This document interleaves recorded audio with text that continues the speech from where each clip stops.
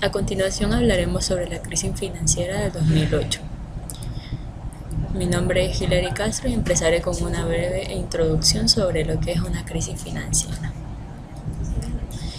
Una crisis financiera es un desequilibrio total o parcial que se produce porque la demanda realizada por los agentes económicos y la oferta que exponen las instituciones financieras no presenta una concordancia, por la variación de los precios y por los cambios repentinos de la tasa de interés interna. A lo largo de la historia económica, Estados Unidos ha enfrentado varias crisis financieras debido a los factores anteriormente mencionados, pero hace pocos años, a inicios de este siglo, tuvo lugar una de las más relevantes, la crisis financiera del 2008. Su origen se ocasiona por las malas decisiones tomadas por los representantes de los mercados de hipotecas subprime en Estados Unidos, en donde bajan mucho los intereses. Los bancos necesitan hacer negocios, proceden a ofrecer las hipotecas y a raíz de esto deciden incentivar a las personas a consumir e invertir más. Pero el error de estas instituciones fue el otorgar numerosos créditos hipotecarios a clientes que no poseían una buena calificación crediticia, es decir, no poseían ni recursos de respaldos y en algunos casos no contaban con un empleo estable. Las consecuencias que generó esta crisis son innumerables, pero podemos destacar que principalmente se generó la disminución de la inversión en la producción, la escasez de empleo y la desconfianza en el sistema financiero. A continuación hablaremos sobre el origen de la crisis financiera en el periodo 2008-2009. Podemos decir que la crisis financiera es recordada por su rápida extensión en todo el mundo. Se origina a partir del 15 de septiembre del 2008, cuando el Lehman Brothers, siendo el cuarto banco de inversión más grande de Estados Unidos, se declaró oficialmente en bancarrota, considerándose así como una de las mayores quiebras de los Estados Unidos, marcando el origen de la gran crisis financiera. Otro de los factores más importantes son los atentados del 11 de septiembre del 2001, causando gran pesimismo e inestabilidad. Cada vez que se presentan estos problemas, las empresas y personas optan por ahorrar y disminuir su consumo, para lograr así una liquidez, en dado caso que se presente una crisis, lo cual el bajo consumo no le conviene al sistema financiero. Es aquí donde la Reserva Federal de Estados Unidos interviene bajando así sus tasas de intereses.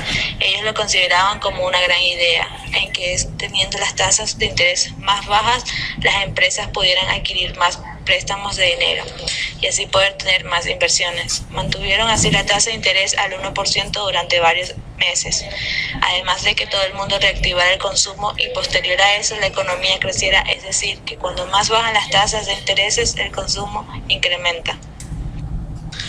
El punto central es que los bancos otorgaron créditos hipotecarios a clientes sin el respaldo suficiente, es decir, con bajos niveles de ingreso y un alto nivel de riesgo.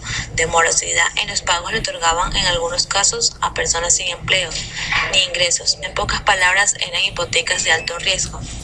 Es aquí donde se origina el nombre de la hipoteca subprime, lo cual estaba muy por encima de las medias estadísticas históricas.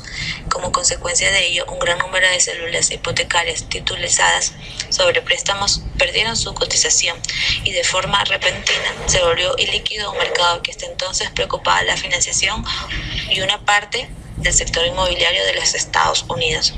En primer lugar, las autoridades financieras cometieron una serie de errores de políticas macroeconómicas y de regulación que proporcionaron comportamientos inadecuados tanto en el mercado inmobiliario como en el mercado financiero. El segundo error de la política económica es el carácter regulatorio y tiene su raíz en la revocación de las barreras existentes entre la banca comercial y la banca de inversiones.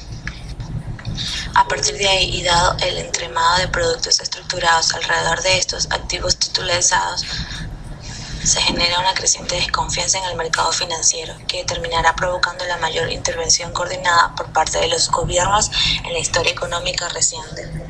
Mi nombre es San Lucas Vélez Anthony y voy a continuar hablando sobre el desarrollo de la crisis del 2008.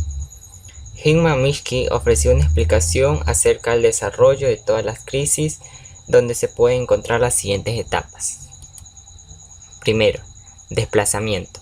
Es en donde algún tipo de evento exógeno sacude a un sistema macroeconómico, afectando o cambiando los beneficios de al menos un sector importante de la economía.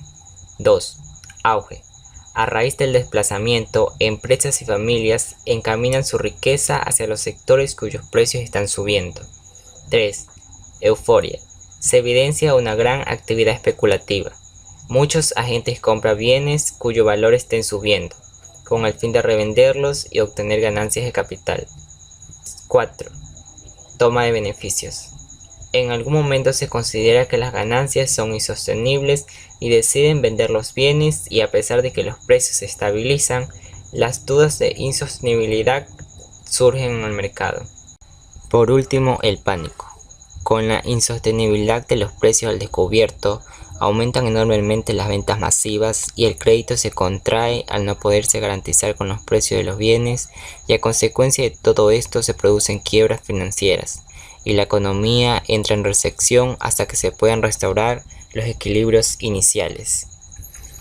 La crisis de los Estados Unidos podría situarse con la explicación de Minsky e iniciar con el desplazamiento, que se situaría con la conjugación de muchos factores que hicieron enormemente atractivo el mercado inmobiliario para la población americana que no habría tenido acceso a una vivienda propia. Esto se dio por los cambios de la regulación hipotecaria a mediados de los 90, que permitió bajar los estándares de Fannie Mae y Freddie Mac, instituciones semipúblicas que garantizaban las hipotecas de la gran mayoría de las familias americanas. Por otro lado, estaba la política de bajos tipos de interés para combatir la recesión del 2001, y por último, los problemas de riesgo moral derivados de las operaciones de rescate de entidades financieras. Por los bajos tipos de interés, las familias y empresas se endeudaron al máximo para obtener activos y bienes de consumo duradero. El mercado inmobiliario estaba en el centro de todo, y por la subida de los precios de la vivienda fue que se pudo mantener el consumo de las familias durante la recesión del 2001. Las medidas de política monetaria fueron las que pusieron la semilla para la crisis del 2008. En el verano del 12 de marzo del 2007, la financiera estadounidense New Century Financial Corporation, especializada en hipotecas de alto riesgo, se situó al borde de la quiebra después de que los bancos de inversión le suspendieran la financiación por el miedo a impagos de los suscriptores de hipotecas. Los bancos hipotecarios revelan que los niveles de morosidad aumentaron por el alza en los tipos de interés impuesta por el presidente de la Reserva Federal, Ben Bernanke, hecha con el fin de retirar los excesos de liquidez en el sistema que provocaban inflación. Para entender mejor esta crisis, continuaremos hablando sobre el funcionamiento de lo que era el mercado hipotecario, el cual se manejaba con agentes independientes, los cuales ofrecían hipotecas con una tasa de interés variable, los cuales a los clientes, los que no podían obtener estos créditos por cuestiones económicas, les era favorable, ya que la banca comercial no los calificaba para obtenerlas. Se puede decir que estas hipotecas denominadas subprime se vendían a entidades mayoristas que los agrupaban formando paquetes muy heterogéneos, en general con calidad crediticia del segmento estándar. La banca de inversión dividió estos paquetes en tramos. Estos títulos fueron comprados ávidamente por un mercado financiero internacional. Estos activos se distribuyen entre fondos de inversión y entidades financieras que prácticamente estaban en todo el mundo, que confiaban en su alta solvencia y estaban ávidos de rentabilidad positiva en dólar. Este sistema funcionaba correctamente mientras el precio de las viviendas en Estados Unidos siguiera creciendo, ya que incluso aquellos compradores que vivían en el segmento subprime, que no podían hacer frente a los pagos, podían fácilmente vender sus inmuebles para hacer frente a las deudas e incluso obtener una plusvalía. Siguiendo con el tema del desarrollo de la crisis del 2008, en el primer trimestre de este año se produce simultáneamente un agravante a la crisis financiera y comienza a ser patente su traslado a la economía real. Con esto, las tasas de desempleo en Estados Unidos comienzan a crecer de forma importante y a finales de enero finalmente tiene lugar una fuerte corrección bursátil ante la evidencia de la profundidad de la crisis. De manera urgente, la Reserva Federal vuelve a recortar los tipos de interés en enero por 2 veces hasta situarla en el 3%. En marzo, los bancos centrales trataban de sostener la economía. El 17 de marzo se produce otro de los grandes hitos de la crisis financiera. Tras una larga negociación durante el fin de semana, en la que participó el Tesoro de los Estados Unidos y la Reserva Federal de New York, Bear Stearns es comprado por JP Morgan para evitar su quiebra, pero al día siguiente la Reserva Federal recortó nuevamente los tipos de interés al 2.25%. La crisis de Bear Stearns abrió la puerta de la intervención directa por parte de las autoridades financieras. En abril, la Reserva Federal vuelve a bajar los tipos de interés al 2%. Durante los meses siguientes, hasta septiembre, la situación parece estabilizarse, pero esto solo será la calma que preceda la tormenta. Septiembre de 2008 iba a ser el peor de meses para el mercado financiero internacional después de la Gran Depresión. En la primera semana de septiembre, el mercado empieza a tener serias dudas sobre la solvencia de Fannie Mae y Freddie Mac. Estas dos entidades poseen o garantizan la mitad de la deuda hipotecaria de los Estados Unidos, y los títulos que emiten eran el principal activo global denominado en dólares. Permitir su quiebra hubiera supuesto el derrumbe de la confianza en el dólar. Por ello, las autoridades federales se vieron obligadas el 7 de septiembre a proceder a su intervención directa.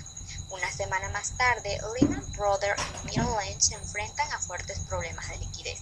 El 15 de ese mes, se compra Merrill Lynch por parte de Bank of America, pero Lehman Brothers no encuentra comprador y quiebra. El día 16 se procede a una nueva intervención masiva y conjunta del Banco Central Europeo y la Reserva Federal.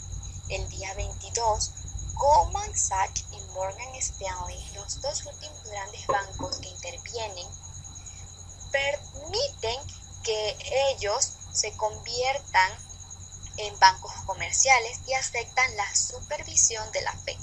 Del 25 al 29 de septiembre, los bancos que quedan son comprados por entidades gubernamentales o por países durante el mes de octubre. Son las bolsas mundiales las que reflejan la magnitud de su crisis, con caídas sin precedentes en los principales índices bursátiles. Sirva como ejemplo que al final del mes los índices bursátiles de las principales economías desarrolladas habían caído más de un 40% respecto a sus valores a principios del año. Ante el agravamiento de la crisis, la FED acuerda una nueva rebaja de tipos de interés hasta el 1% a finales de octubre. Desde el punto de vista de la economía real, el tercer trimestre del 2008 refleja crecimiento del PIB de manera negativa.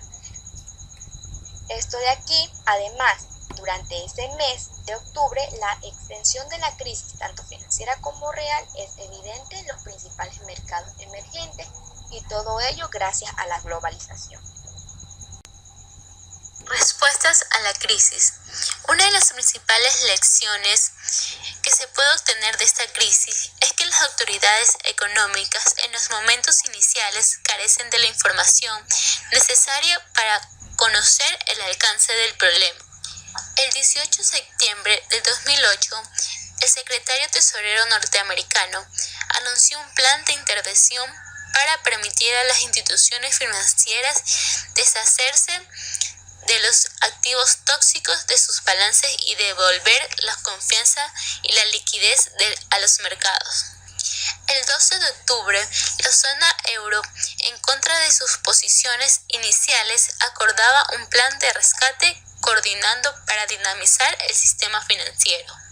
Paralelamente a todas estas iniciativas, la propia industria y las instituciones financieras han buscado sus propias alternativas para reajustar el mercado, principalmente a través de refinanciamientos de deudas y modificaciones de las cargas financieras. Por su parte, los bancos continuarán buscando capital en los mercados mediante la reducción parcial de dividendos y la obtención de capital a través de fondos soberanos. Se estima que estos fondos aportaron al mercado el año pasado más de 69 millardos de dólares.